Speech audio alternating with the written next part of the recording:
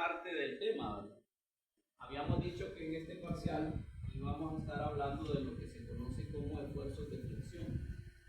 Entonces, fíjense, nosotros para poder calcular los esfuerzos de flexión necesitamos unir este tema con el tema de centroide y con el tema de inercia.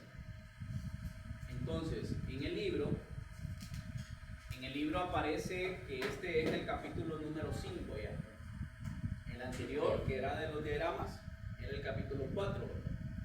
Entonces, en el capítulo 5, fíjense, está explicado el tema de los esfuerzos de flexión, realizando el análisis como nosotros lo habíamos visto en la teoría, definiendo de que una viga, ¿verdad?, simplemente apoyada, tiene un eje neutro, ¿verdad? Y el eje neutro habíamos explicado que define la zona de tensión y la zona de compresión. Entonces habíamos dicho, ¿verdad?, que si una viga se deflecta así, vamos a tener la tensión abajo y la compresión arriba, ¿verdad? Pero si era un voladizo, habíamos mencionado que era lo contrario, o sea, la tensión se produce arriba y la compresión abajo. Ahora bien, el tema dice que para poder calcular los esfuerzos, no importa si sean tensión o compresión, vamos a encontrarlo con esta fórmula. Tenemos que multiplicar el momento máximo, por la distancia desde el eje neutro o centroide hasta donde se determine el esfuerzo, dividido entre la inercia. Entonces nosotros la semana pasada estuvimos realizando ejercicios que solamente se involucraban de calcular el momento. Ahora vamos a pasar a repasar el tema de centroide, que ya hemos hecho ejercicios desde el primer parcial, y vamos a introducir el tema de inercia, ¿verdad?, que está relacionado precisamente con el tema de centroide. Entonces esa va a ser la nueva fórmula que ustedes deben de agregar, ¿verdad? Momento por centroide por inercia. Entonces vamos a realizar el ejemplo que estábamos viendo acá, ¿verdad? El ejemplo siguiente, en donde el enunciado dice de la siguiente manera, ¿verdad? Vamos a calcular la ubicación del centroide de la viga de concreto mostrada sin tomar en cuenta las tres varillas que se encuentran en la parte inferior, o sea que aquí en esta zona van colocadas tres varillas de acero, ¿verdad? Pero el ejercicio menciona que no lo vamos a considerar, o sea, vamos a trabajar solamente con la sección de concreto. Ahora bien, una vez que ya hemos ubicado el centroide, dice calcule la inercia total en X que se produce con respecto a un eje horizontal que pase por el centroide encontrado anteriormente, y luego vamos a determinar los esfuerzos de flexión tomando en consideración que el momento máximo de la viga, o sea, cuando usted ya haga el diagrama, va a ser un valor de 75 kg por pie, ¿verdad? Entonces ya este ejercicio ya nos está dando, básicamente nos está dando lo más importante del diagrama, ¿verdad?, que nos está diciendo cuánto vale ese momento máximo. Bueno, en base a eso, fíjense bien, vamos a realizar la división de la viga, así como lo hemos hecho en los demás ejemplos, para poder calcular. Lo que nos interesa es la altura, ¿verdad? No nos interesa el centroide en X porque sabemos que la figura prácticamente es simétrica, o sea, el centroide en X tiene que quedar acá, ¿verdad?, en el centro. La duda sería entonces la altura, o sea, en qué parte de esta viga es que se va a ubicar el valor de Y. Entonces vamos a realizar el análisis aquí en esta parte de la pizarra para que podamos entender lo que tenemos de esa manera. Entonces vamos a dibujar la viga. Fíjense bien, vamos a dibujar aquí la viga.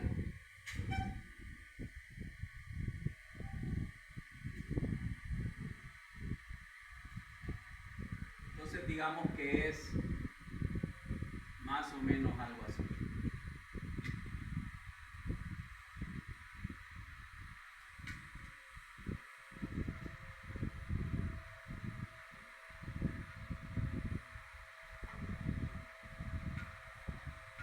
Las medidas, como las podemos observar, se encuentran de esta manera, ¿verdad?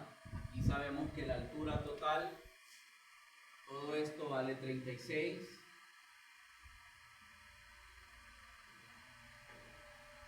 Sabemos que la base de aquí abajo, esto vale 12. Tenemos luego también aquí esta altura de 10. La otra parte que es de 6. Tenemos entonces esas 6 pulgadas. Y la parte de arriba que vale 36. Todo esto aquí. 36 pulgadas. Bien, el ancho es de 8, ¿verdad? El ancho de esta parte acá sería igual a 8 pulgadas. Entonces, una vez que nosotros ya tenemos, ¿verdad?, dividido esa parte ahí, vamos a pasar a realizar la división en áreas. Vamos a dividir en áreas esa viga para poder calcular el centroide.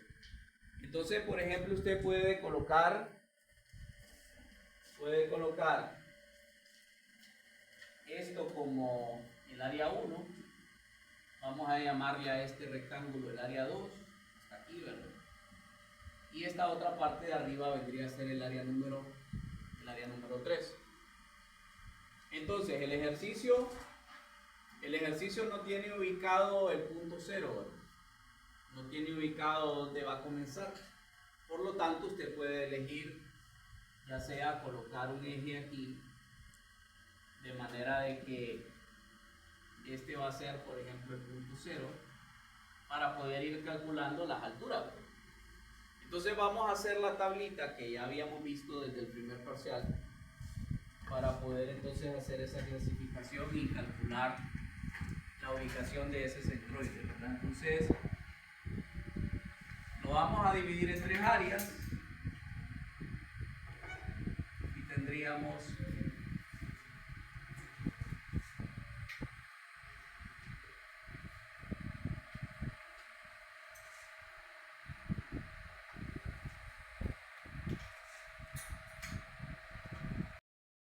las áreas porque aquí,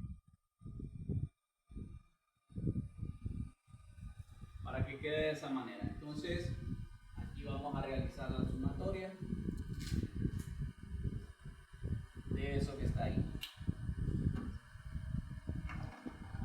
Bueno, entonces comencemos, ¿verdad? El área 1, calculamos el área multiplicando su base por su altura, ¿va? Entonces acá vamos a multiplicar simplemente 12. Esta va a ser la figura 1. Vamos a multiplicar 12 por 10, ¿verdad? O sea que aquí nos queda un área de 120, ¿verdad? Ese sería entonces el valor del área, 120 pulgadas cuadradas. Ahora bien, ¿dónde quedaría el centroide en Y para ese rectángulo? ¿Qué tendríamos que hacer?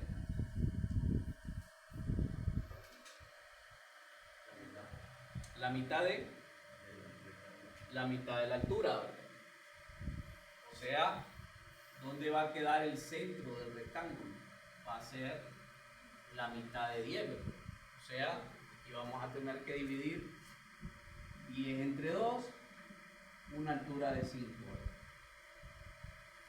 Pasamos ahora al otro rectángulo, el área 2.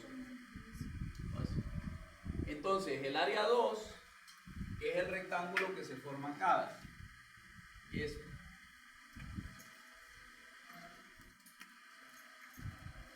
vamos a calcular el área en primer lugar, ¿verdad? Multiplicamos la base vale 8. ¿Cuánto tenemos de altura? La altura, ¿cuánto sería esto? Si todo esto es 36, 20 y acá tenemos 10 y 6, Entonces esto vale 20. Entonces acá tenemos multiplicar 8 por 20. Sería 160. Entonces ahí ya tenemos el valor del área para ese rectángulo. Ahora bien, ¿dónde está el centroide del rectángulo?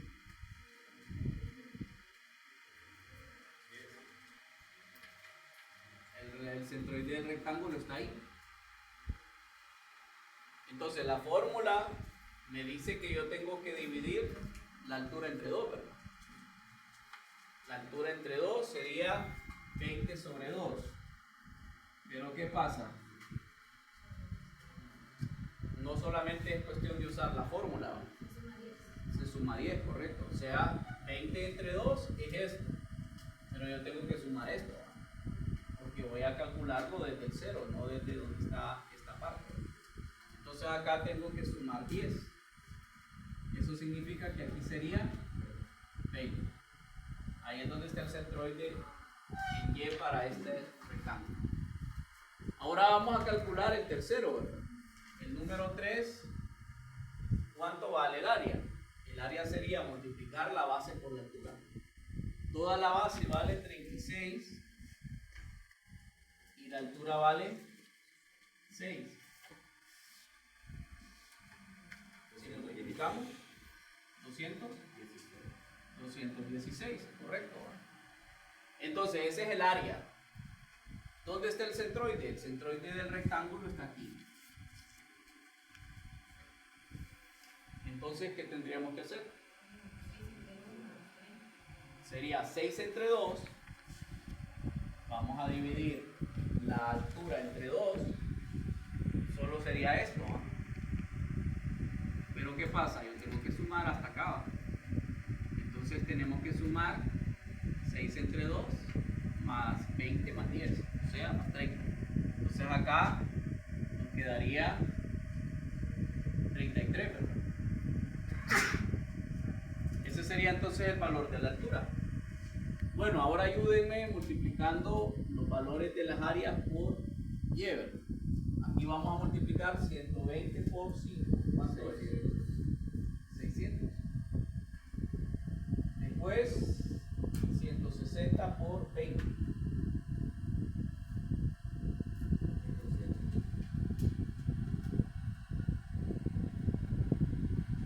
Después multiplicamos 216 por 33. Bien, entonces ahora vamos a realizar la sumatoria. Vamos a sumar 120 más 160 más 216.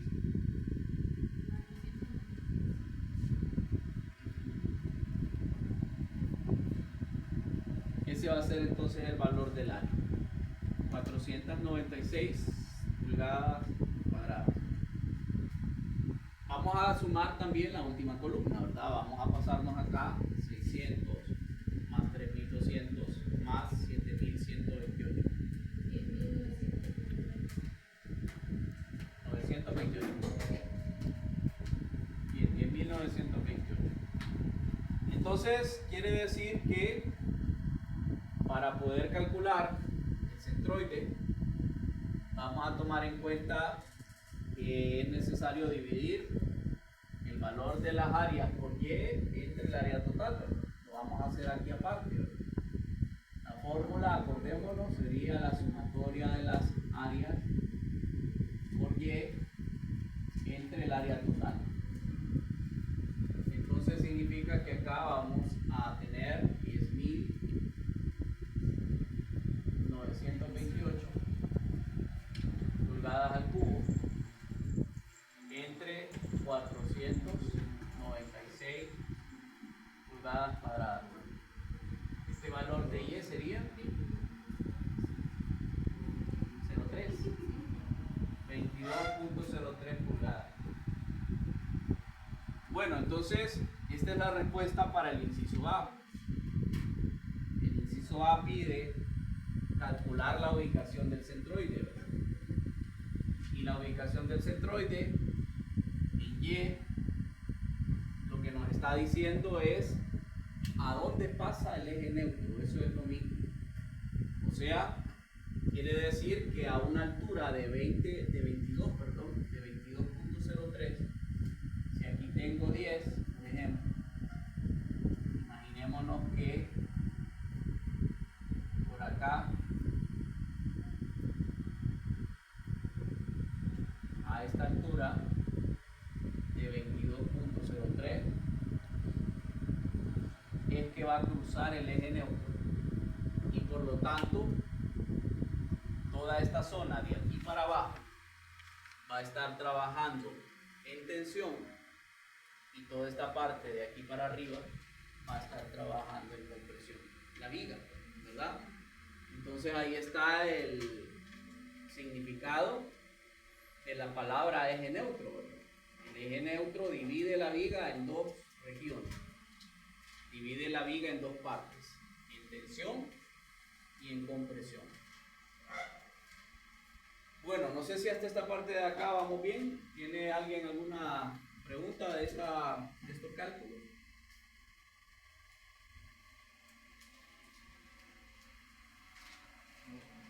¿No hay dudas?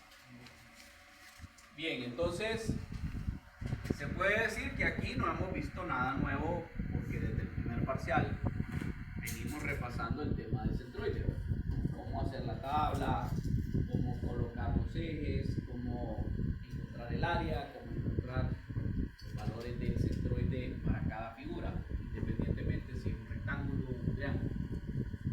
Bueno, ¿qué es lo nuevo, por decirlo así? Lo nuevo que nosotros vamos a ver ahorita es el tema de la palabra inercia. Entonces, la fórmula que nosotros vamos a utilizar generalmente es la fórmula para calcular la inercia de un rectángulo, ya que casi siempre las vigas están formadas por rectángulos, bases por alturas.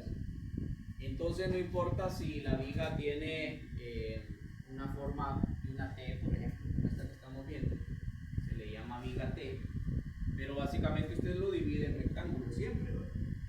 Entonces la fórmula de la inercia en X, fíjense bien, de un rectángulo, de acuerdo al libro, es 1/12 de la base por la altura al cubo.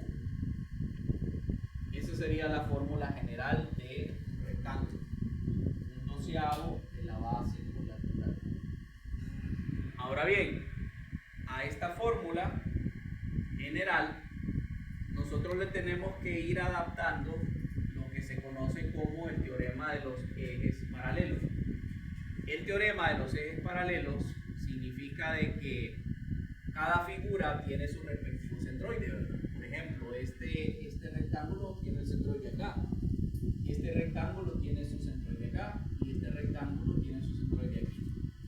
Entonces, cada figura tiene un centroide diferente, pero la figura completa tiene un centroide que es este que está acá, ¿verdad? Y por lo tanto, significa que para poder calcular la inercia no lo vamos a poder hacer de un solo, sino que lo vamos a tener que ir haciendo de manera separada, así como lo hicimos en la tabla. Entonces significa que nosotros tenemos que aplicar esta fórmula 3 veces. Vamos a calcular la inercia para este rectángulo, la inercia para el segundo rectángulo y por último la inercia para el tercer rectángulo. Y por ese motivo tenemos que agregar el teorema de los ejes paralelos a la fórmula. Y aquí vamos a calcular el área, fíjense bien, el área de cada figura multiplicada por la distancia, una distancia y elevada al cuadrado. Entonces vamos a explicar por qué se calcula esa distancia al cuadrado. Vamos a hacerlo con el primero, con el área 1. Fíjense bien cómo se realiza. La inercia en X1 va a ser 1/12 de la base del primer rectángulo es 12, ¿va? Que es esta que tenemos acá. Entonces acá vamos a multiplicar esto por 12. ¿Cuánto vale la altura? La altura del rectángulo vale 10. Entonces este valor lo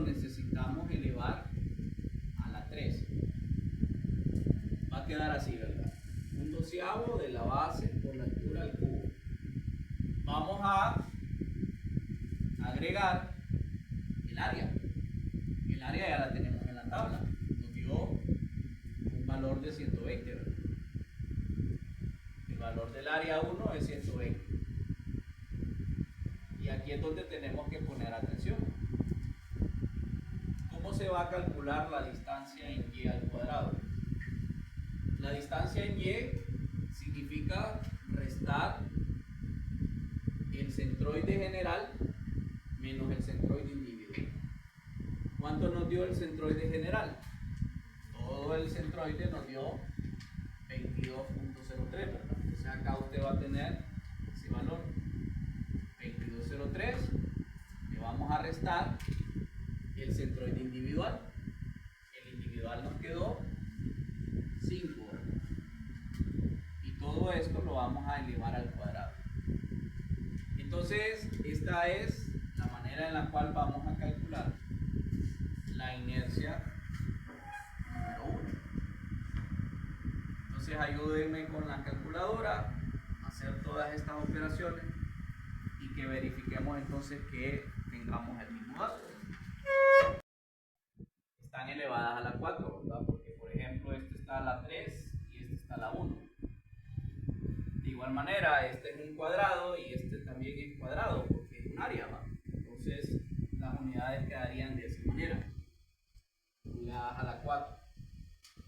Verifiquen a ver si está correcto este cálculo.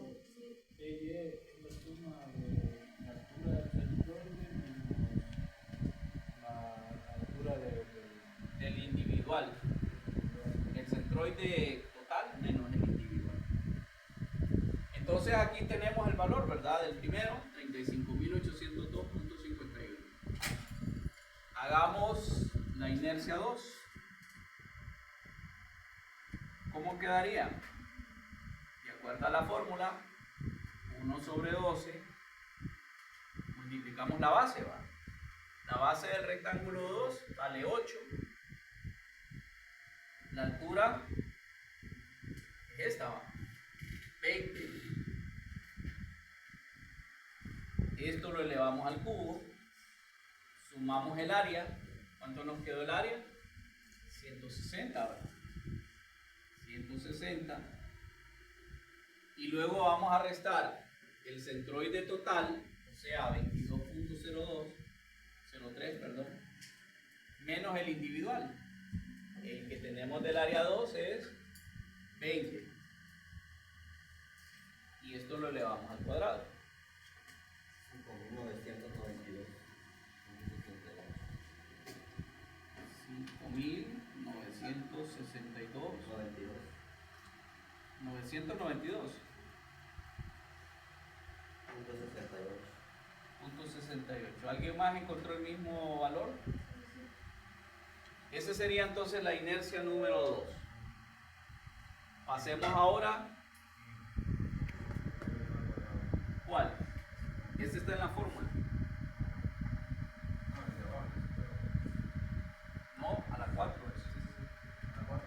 Sí, porque esas son las unidades de la inercia. Esta base está a la 1, la altura está elevada a la 3. Entonces se suman los valores de los exponentes. Queda a la 4, ligadas a la 4. Pasemos al tercero entonces. Vamos a revisar acá la inercia en X número 3, ¿verdad? Entonces fíjense, 1/12, la base del rectángulo 3 vale 36, la altura vale 6, se eleva al cubo, más el área la tenemos acá, ¿verdad? El área vale 216. Y la distancia y sería la resta de 2.03 menos el otro valor, ¿cuánto era? 33, ¿verdad? Y esto se eleva al cuadrado. Entonces este valor, por ejemplo, aquí es negativo, pero como se eleva al cuadrado se vuelve positivo, lo cual significa que la inercia nos va a quedar de signo positivo, ¿verdad? Siempre. 38.641.63.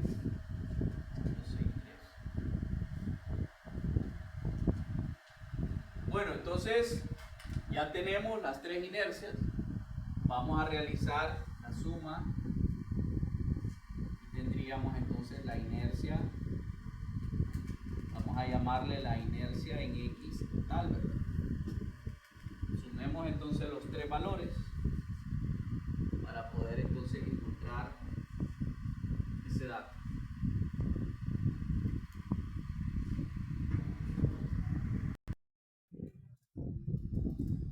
Bien, entonces este es el cálculo de la inercia, ¿verdad? Esa sería entonces la inercia de la viga.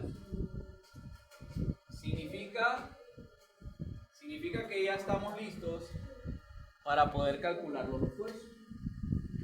Ya vamos a poder entonces saber cuánto valen los esfuerzos de tensión. Acordémonos entonces de la fórmula. Vamos a revisar acá lo siguiente. El momento máximo de la viga. Hay que pasar eso a piedra. Vamos a ver. Correcto, hay que revisar. Por ejemplo, el momento máximo dice que está en 75 kip por pie. ¿Verdad? 75 kip por pie. Entonces, tenemos la opción de pasar estos pies a pulgadas o pasar estas pulgadas a las 4 a pies a las 4. ¿Verdad?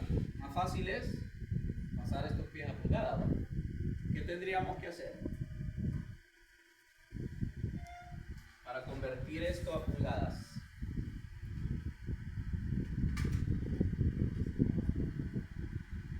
Si esto aquí arriba está multiplicando, yo necesito cancelarlo, ¿va?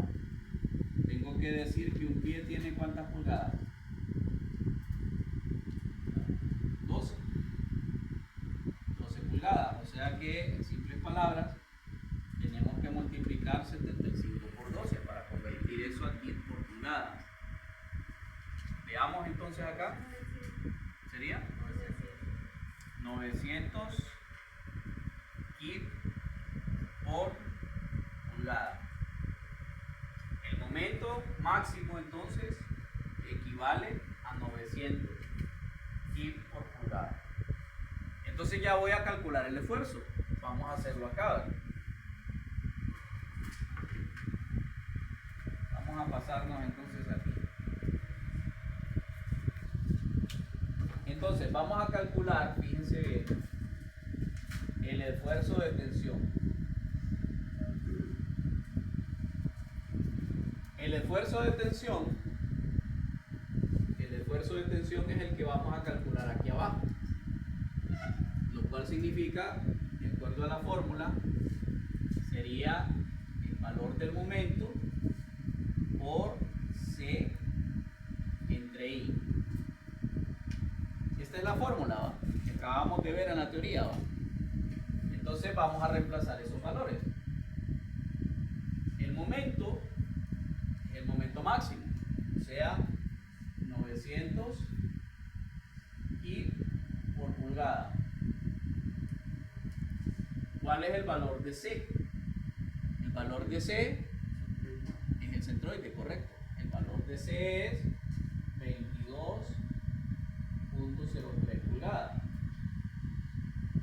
Y el valor de la inercia ya la tenemos, 68.436.82 pulgadas a la 4.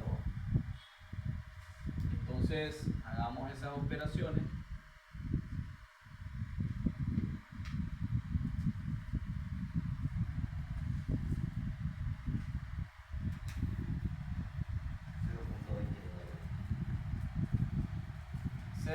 .29.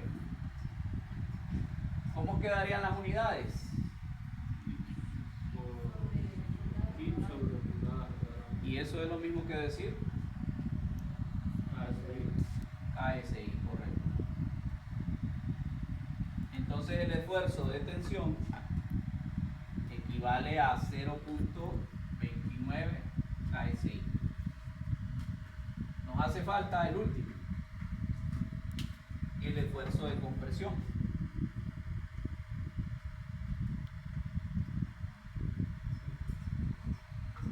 Entonces, la fórmula es la misma, ¿va? ¿Qué es lo que va a cambiar en la compresión?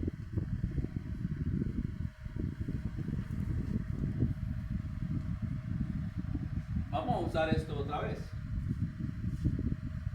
El momento por el centroide entre la inercia. ¿Pero qué es lo que va a cambiar?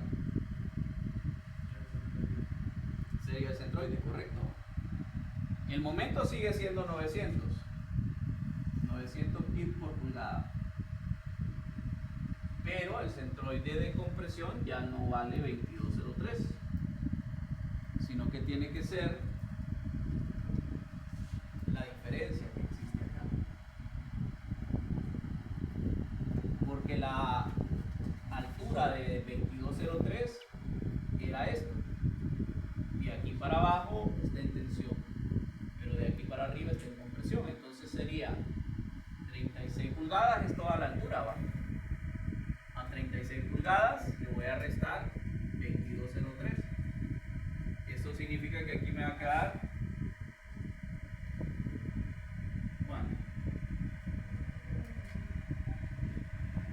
13.97 pulgadas. Entonces esa es la altura del centroide en compresión. 13.97 pulgadas. Y la inercia sigue siendo igual, o sea, 68.436.82.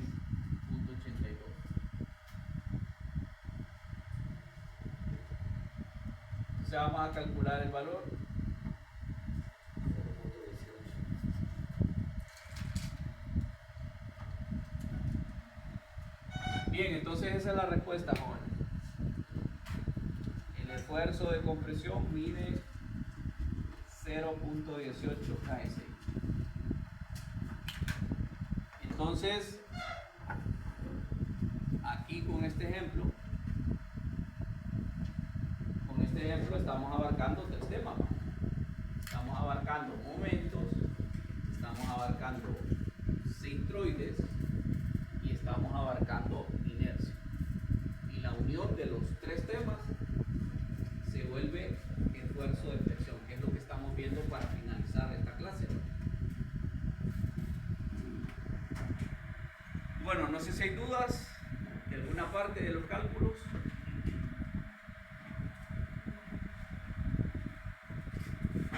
Bien, entonces la otra semana vamos a realizar más ejemplos donde vamos a seguir entonces